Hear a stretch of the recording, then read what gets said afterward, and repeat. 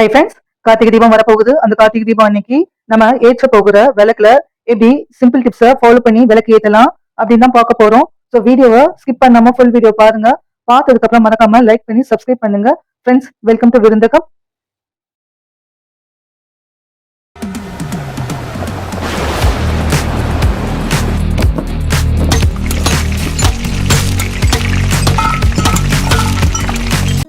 Friends, நம்ம கார்த்திகை தீபத்துக்கு ஏற்றக்கூடிய விளக்கு புதுசோ பழசோ எந்த விளக்கு ஏற்றினாலும் ஏற்றுறதுக்கு முன்னாடி அந்த விளக்குல வாஷ் பண்ணி கழுவி காய வச்சு எடுத்துக்கோங்க.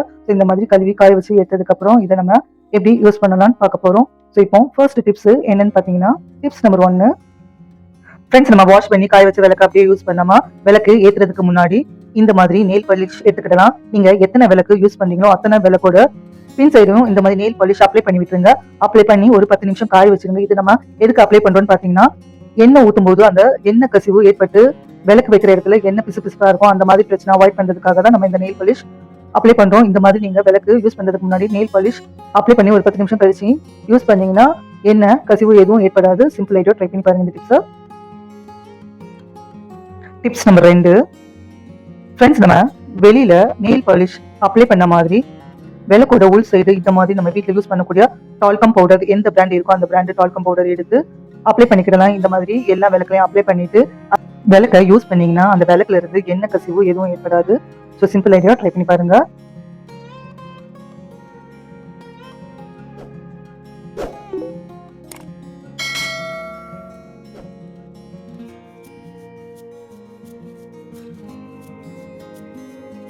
Tips number 3. ஃப்ரெண்ட்ஸ், நம்ம கார்த்திகை தீபத்துக்கு ஏற்ற வேண்டிய விளக்கு எல்லாத்துக்கும் மஞ்சள் குங்குமம் தடவிதான் ஏற்றணும். ஒரு சிம்பிள் ட்ரிக்கை யூஸ் பண்ணி எப்படி ஈஸியா மஞ்சள் தடவலாம் அப்படின்னு பாத்தீங்கன்னா, அதுக்கு இந்த மாதிரி ஒரு அகலமான பிளேட் எடுத்துக்கோங்க. அந்த பிளேட்ல தேவையான அளவு மஞ்சள் சேர்த்துக்கோங்க. அந்த மஞ்சள்ல பன்னீர் சேர்த்துக்கிடலாம். ஒரு திக்கான கன்சிஸ்டன்சியும் ரொம்ப தண்ணியான கன்சிஸ்டன்சியும் இல்லாம மீடியம் கன்சிஸ்டன்சில இந்த மாதிரி கலந்துக்கோங்க. ஸோ இப்போ நம்ம மஞ்சள் கூட கொஞ்சமா ஜவ்வாது பவுடர் வாசனைக்காக சேர்க்கலாம். அந்த ஜவ்வாது பவுடர் சேர்த்து பன்னீரையும் கலந்து இந்த மாதிரி ஒரு மீடியம் கன்சிஸ்டன்சில மஞ்சளை ரெடி பண்ணிடுங்க. இப்போ நம்ம ரெடி பண்ணி வச்சிருக்க அகல் விளக்கு எல்லாத்தையும் இந்த மாதிரி நீங்க தேய்ச்சி விட்டீங்கன்னா அந்த மஞ்சள் வந்து ஈவனா எல்லா இடத்துலயும் ஸ்ப்ரெட் ஆகும். ஸோ இந்த மாதிரி நீங்க மஞ்சள் அப்ளை பண்ணிட்டு குங்குமம் வைக்கிறது ரொம்பவே ஈஸியா இருக்கும். இந்த மெத்தடை யூஸ் பண்ணி நீங்க மஞ்சள் வைக்கிறதுனால ஈஸியா எல்லா இடத்துலயும் அப்ளை ஆகும், பார்க்கவும் ரொம்ப அழகா இருக்கும். இதுக்கப்புறம் நம்ம வைக்க வேண்டிய குங்குமத்தை இந்த மாதிரி வச்சு எடுத்துக்கலாம். பாருங்க, சூப்பரா விளக்கு ரெடி ஆயிடுச்சு. இதுக்கப்புறம் நம்ம ஏற்ற வேண்டிய தீபத்தை ஏற்றலாம். Tips number 4. ஃப்ரெண்ட்ஸ், இப்போ விளக்கு ரெடி பண்ணியாச்சு. இதுக்கப்புறம் நம்ம திரியை ரெடி பண்ணிடலாம். அதுக்கு நான் இந்த மாதிரி காட்டன் எடுத்திருக்கேன். ஸோ காட்டனை யூஸ் பண்ணி நம்ம திரியை ஈஸியாக எப்படி ரெடி பண்ணலாம்னு பார்த்தீங்கன்னா, தேவையான அளவு காட்டன் எடுத்துட்டு இந்த மாதிரி பால் மாதிரி ஃபர்ஸ்ட் உருட்டி வச்சிடுங்க. எத்தனை பால் வேணுமோ அத்தனை பால் நம்ம இந்த மாதிரி ரெடி பண்ணி வச்சுக்கலாம். ஸோ இதுக்கப்புறம் அந்த காட்டனை கொஞ்சமாக எடுத்து இந்த மாதிரி ஸ்ப்ரெட் பண்ணி வச்சுட்டு நம்ம உருட்டி வச்சிருக்கிற அந்த காட்டனை ஒன்று சேர்த்துக்கிடலாம். இந்த மாதிரி ஒன்று சேர்த்து திரி ரெடி பண்ணோம்னா அந்த திரி வந்து கீழே விழாம அந்த பேஸ் வந்து ஸ்ட்ராங்கா இருக்கும். அதுக்காக இந்த மாதிரி பால் ரெடி பண்ணிட்டு நம்ம அந்த திரியை ரெடி பண்றோம். ஸோ இந்த பாருங்க, எத்தனை திரி வேணுமோ அத்தனை திரி ரெடி பண்ணியாச்சு. ஸோ அந்த திரி வந்து ரெடி பண்றதுக்கு கொஞ்சமா பாலோ அல்லது பன்னீரை தொட்டு நீங்க அந்த திரியை ரெடி பண்ணிக்கலாம். நான் இன்னைக்கு பன்னீர் தொட்டு அந்த திரியை ரெடி பண்றேன். ஸோ உங்ககிட்ட பன்னீர் இல்லைன்னா பாலை கூட நீங்க தொட்டு ரெடி பண்ணிக்கலாம்.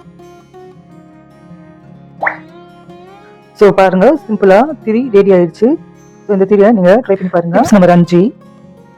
ஃப்ரெண்ட்ஸ், எண்ணெய் ஊற்றி மட்டும் இல்லைங்க, சிம்பிளா கேண்டில் யூஸ் பண்ணி எப்படி விளக்கு ரெடி பண்ணலாம்னு பார்த்தீங்கன்னா, இந்த மாதிரி ஒரு பழைய வானல் எடுத்துக்கோங்க. அந்த பழைய வானல்ல நான் இன்னைக்கு ஒரே ஒரு கேண்டில் எடுத்துருக்கேன். உங்களுக்கு எத்தனை கேண்டில் வேணுமோ அத்தனை கேண்டில் எடுத்துக்கோங்க. நீங்க யூஸ் பண்ணக்கூடிய விளக்குக்கு தகுந்தாப்புல எத்தனை கேண்டில் வேணுமோ அத்தனை கேண்டில் எடுத்துக்கோங்க. இப்போ அந்த கேண்டிலை சின்ன சின்னதா உடச்சி போட்டுக்கோங்க. அது கூட ஒரு பச்சை கற்பூரத்தை நான் சேர்த்திருக்கேன். நான் இன்னைக்கு ஒரு பெரிய கேண்டில் எடுத்து அதுல ஒரு பச்சை கற்பூரம் சேர்த்திருக்கேன். ஸோ சிம்ல வச்சு அந்த கேண்டில் மெல்ட் ஆகுற வரைக்கும் இந்த மாதிரி கலந்து விடுங்க.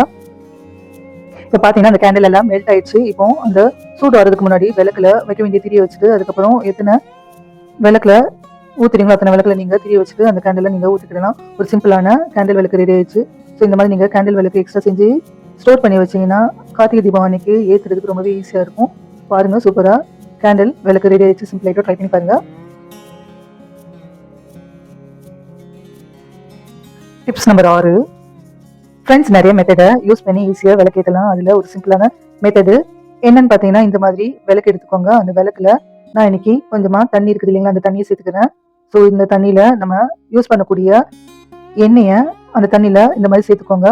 ஸோ இந்த மாதிரி சேர்த்திங்கன்னா அந்த எண்ணெய் மேலே மிதக்கும். இதுக்கப்புறம் அந்த திரியில் கொஞ்சமாக எண்ணெயை தொட்டு நீங்க ஏற்ற வேண்டிய அந்த விளக்குல வச்சுட்டு நீங்க விளக்கு ஏத்துனீங்கன்னா ஒரு சூப்பரான நீர் விளக்கு ரெடி ஆயிடுச்சுங்க. இந்த விளக்கு நீங்க யூஸ் பண்றதுனால எண்ணெயோட குவான்டிட்டி ரொம்பவே கம்மியா தான் யூஸ் பண்ண முடியும். இந்த தீபம் ரொம்ப நேரமும் இன்னும் எரியும். Simple idea. இப்ப நீங்க விளக்கு ஏத்துறதுக்கு முன்னாடி நம்ம எந்த விளக்கு ஏத்தினாலும் அந்த திரி வந்து புது திரின்றதுனால பட்டுன்னு எரியாது. அது எரியறதுக்கு ரொம்ப நேரம் ஆகும். ஒரு சிம்பிள் ட்ரிக்கை யூஸ் பண்ணி திரி வந்து சீக்கிரம் ஏற்றுறதுக்கு என்ன பண்ணலாம்னு பாத்தீங்கன்னா, நம்ம வீட்டுல யூஸ் பண்ணக்கூடிய நெயில் பாலிஷ் இருக்குது இல்லைங்களா? அந்த நெயில் பாலிஷை நீங்க ஏத்தக்கூடிய அந்த திரியோட டிப்ல அப்ளை பண்ணிக்கலாம். அப்ளை பண்ணிட்டு அதுக்கப்புறம் ஏத்துனீங்கன்னா அந்த திரி வந்து ஏத்தின உடனே சூப்பரா எரியும். உங்க பாருங்க, சூப்பரா ஏத்தின உடனே எரிஞ்சிருக்கு பாருங்க. நீங்க நெயில் பாலிஷ்க்கு பதிலாக கற்பூரமும் யூஸ் பண்ணலாம்.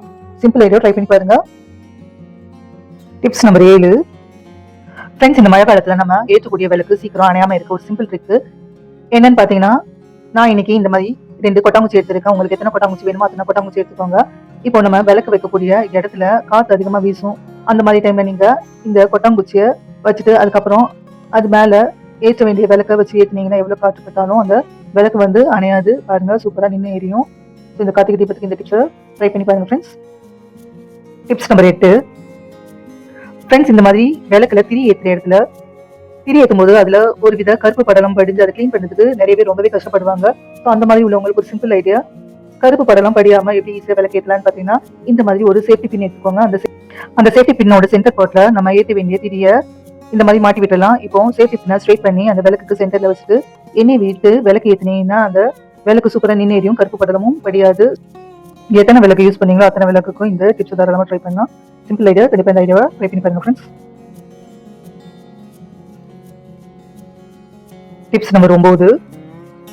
ஃப்ரெண்ட்ஸ், நம்ம விளக்குக்கு எண்ணெய் ஊற்றும் போது சம்டைம்ஸ் வந்து அந்த எண்ணெய் கீழே கொட்டிடும். ஸோ அந்த மாதிரி கொட்டின எண்ணெயை எப்படி ஈஸியா எண்ணெய் தரம் இல்லாம எண்ணெய் பிசுப்பு எதுவும் இல்லாம ஈஸியா கிளீன் பண்ணலான்னு பாத்தீங்கன்னா, நம்ம வீட்டுல யூஸ் பண்ணக்கூடிய கோதுமை மாவோ அல்லது அரிசி மாவோ எந்த மாவு இருக்கோ அந்த மாவு எடுத்துக்கலாம்.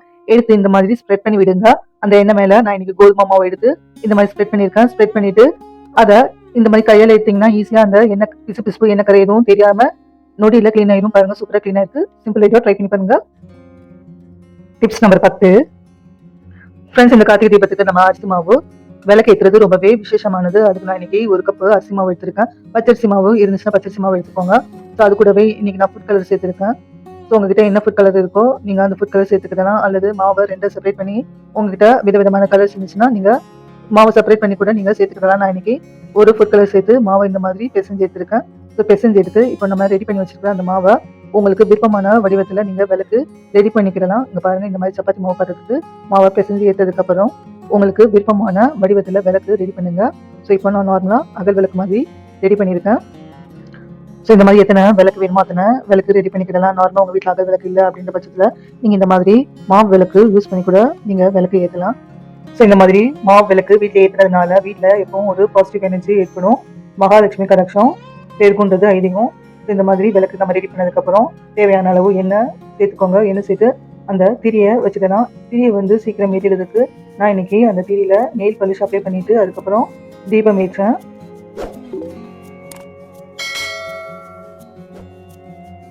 ஸோ கார்த்திகை தீபம் அன்னைக்கு நீங்க மண் விளக்குக்கு பதிலாகவும் நீங்க இந்த மாதிரி அரிசி மாவு தீபம் ரெடி பண்ணி ஏற்றலாம். Simple idea. ஸோ இது வந்து இந்த மாதிரி ஏற்றினதுக்கு அப்புறம் இது பூவால அலங்காரம் பண்ணி பூஜை அறையில வைக்கலாம். ஸோ ஃப்ரெண்ட்ஸ், இந்த டிப்ஸை ட்ரை பண்ணி பாருங்க. Tips number 11. Friends, Karthigai Deepam அன்னைக்கு நம்ம எந்த எண்ணெய் யூஸ் பண்ணலாம்னு பார்த்தீங்கன்னா, நல்லெண்ணெய், நெய், விளக்கெண்ணெய் இந்த 3 எண்ணெயை மட்டும் யூஸ் பண்ணலாம். மற்ற எண்ணெய் யூஸ் பண்ணுறதை நீங்கள் அவாய்ட் பண்ணலாம். ஸோ கார்த்திகை தீபம் அன்னைக்கு விளக்கு மொத்தமாக 27 விளக்கு ஏற்றுறது ரொம்பவே நல்லது. அப்படி முடியாத பட்சத்தில் குறைஞ்சபட்சம் ஒரு 9 விளக்காச்சும் நீங்கள் ஏற்றலாம். ஸோ ஃப்ரெண்ட்ஸ், இன்னைக்கு பார்த்த டிப்ஸ் எல்லாம் உங்களுக்கு யூஸ்ஃபுல்லாக இருந்திருக்கும்னு நினைக்கிறேன். எந்தெந்த டிப்ஸ் உங்களுக்கு யூஸ்ஃபுல்லாக இருந்ததோ மறக்காம கமெண்ட் செக்ஷனில் கமெண்ட் பண்ணுங்க. இந்த வீடியோ உங்களுக்கு பிடிச்சிருந்துச்சுன்னா மறக்காம லைக் பண்ணி சப்ஸ்கிரைப் பண்ணுங்க. தேங்க்யூ ஃபார் வாட்சிங்.